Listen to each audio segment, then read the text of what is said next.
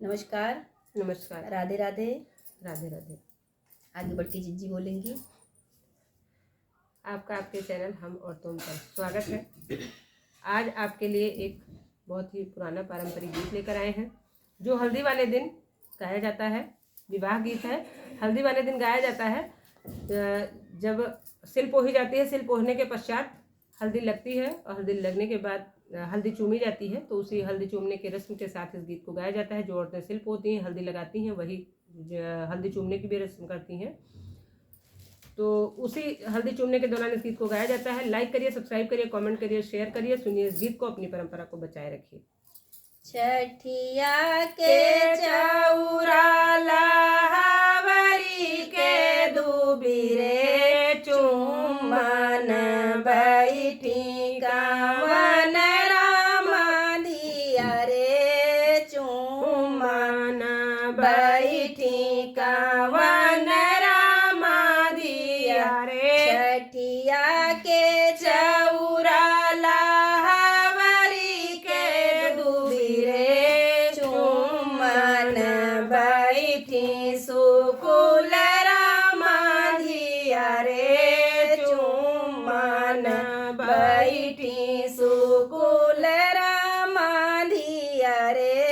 जस जस चुम्या जी दिया शीस रे बढ़ाई दुल्हन दुल्हा लाख बरिस रे बढ़ाई दुल्हन दुल्हा लाख बरिस रे। छठिया के चौरा लावरी के दूबिरे चुम्बन बैठी है चाची सोहागिन रे चुम्बन बैठी है चाची सुहागिन रे। जस जस चुम चाची दिया शीस रे बढ़ाई दुल्हन दुल्हा लाख बरिस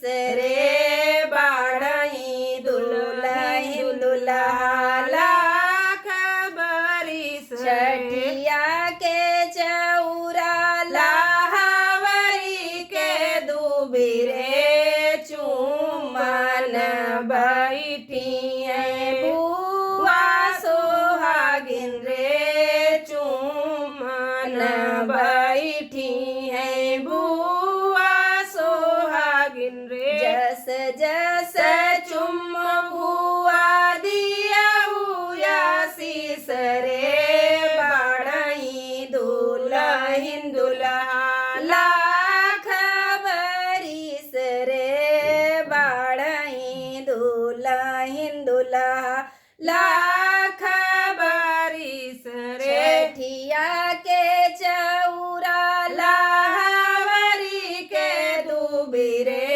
चुम्बन बैठी है भाभी घर जाई रे चुम्बन बैठी है भाभी बेकार रे।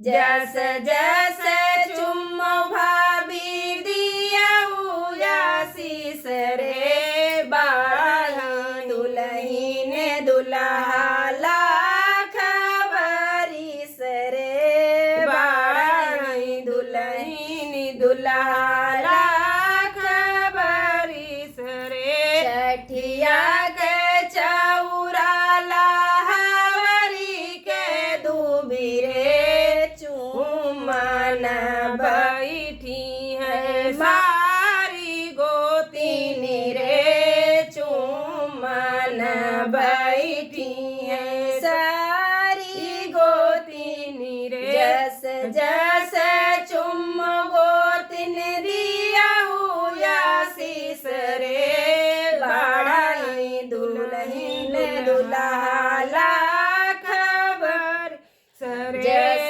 जस चुम सुहागिन दिया शीस रे बढ़ाई दुल्हन दुल्हा लाख बरिस रे बढ़ाई दुल्हन दुल्हा